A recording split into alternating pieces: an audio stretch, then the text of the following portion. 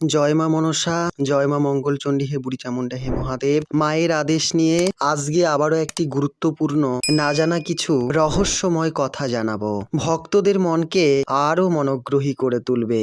তোমরা কি জানো, বুড়ি চামুন্ডাকে কিন্তু আমরা প্রতিদিন সিঁদুর দেই না, শুধুমাত্র শনিবার, মঙ্গলবার এবং বৃহস্পতিবার কিন্তু দেওয়া হয়, বাদবাকি দিন কিন্তু দেওয়া হয় না। কেন দেওয়া হয় না এই মাকে, তার কারণ আমি জানিয়ে দিচ্ছি। তোমরা কিন্তু দেখতেই পাচ্ছ, আজ কিন্তু মায়ের রক্তবর্ণ মুখ তোমরা দেখতে পাচ্ছ।